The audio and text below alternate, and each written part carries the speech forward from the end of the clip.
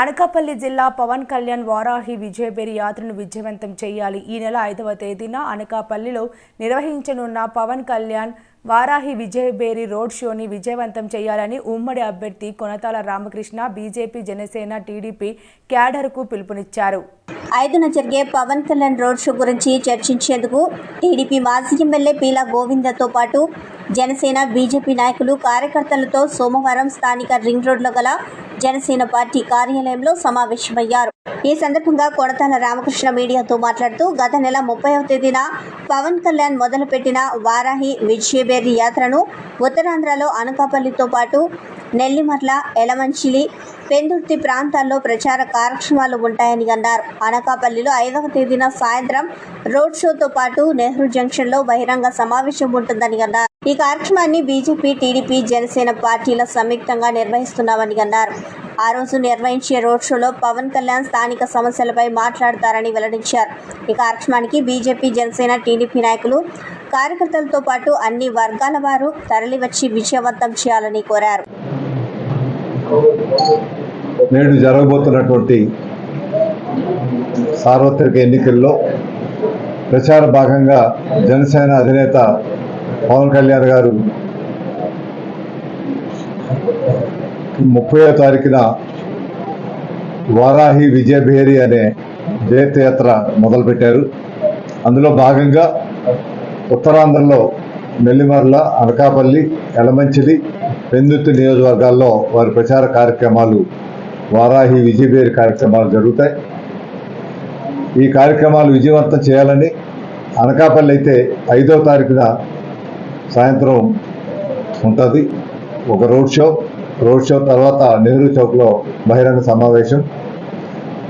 ఈ కార్యక్రమంలో ఉమ్మడి పార్టీ అభ్యర్థులు జనసేన, భారతీయ జనతా పార్టీ, తెలుగుదేశం పార్టీ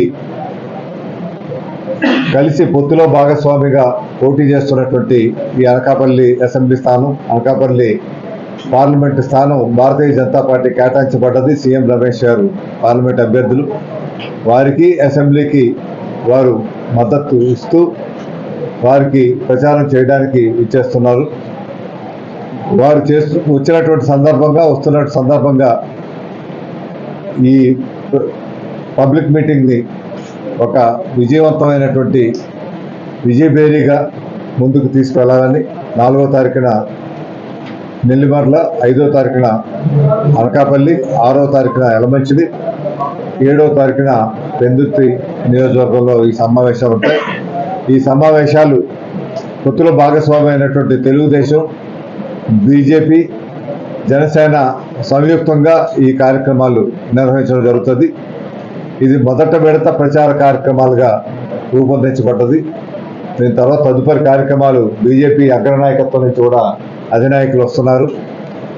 అదేవిధంగా తెలుగుదేశం అధినేత నారా చంద్రబాబు నాయుడు గారు కూడా ఈ ప్రచార కార్యక్రమంలో మళ్ళీ భవిష్యత్తులో వారు కూడా వచ్చే ఆలోచనతో ఉంది. అవి త్వరలోనే మీకు కూడా తెలియపరుస్తాం. ఈ కార్యక్రమాన్ని అన్ని వర్గాల ప్రజలు, కార్మికులు, రైతులు, వ్యాపారులు, ఉద్యోగస్తులు, యువత అందరూ కూడా వచ్చి, మహిళా సోదరీమణులు అందరూ కూడా వచ్చి, వ్యవసాయ కూలీలు అందరూ వచ్చి విజయవంతం చేయాల్సిందిగా మీ ద్వారా కోరుతున్నా.